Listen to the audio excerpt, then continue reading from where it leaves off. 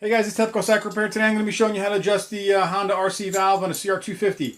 Now this is by the book. I'm going to show you how to do it. There's other ways to do it on the internet, probably a better way, and you can fine tune it, but I'm going to show you how to set it up, how Honda recommends setting it up from the factory.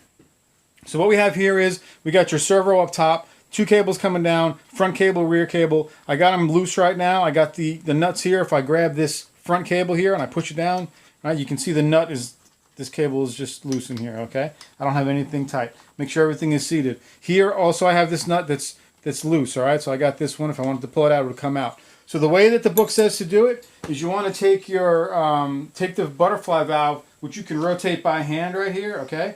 And you're going to turn it fully counterclockwise. All right, so we're going to start out with it fully counterclockwise. You're going to take this lock nut here and spin it all the way up to the adjuster. So the lock nut is touching the adjuster here. From this point here, it says to turn the adjuster until the inner lock nut touches the base of the cylinder, which is right inside here. So I'm going to take this, I'm just going to turn it in until it touches.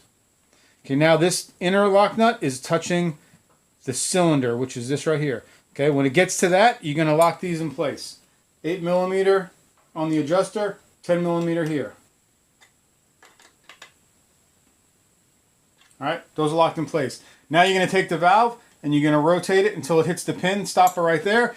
And this side here, you're going to do the same thing. You're going to spin this in until it takes up to play, and the nut is now touching the cylinder. From here, you're going to take the outer lock nut and you're going to lock it to the inner lock nut. Again, hold the top with 8mm so it doesn't rotate, and you're going to tighten it here. All right? And that's how you adjust the power valve from the factory, straight out of the Honda service manual.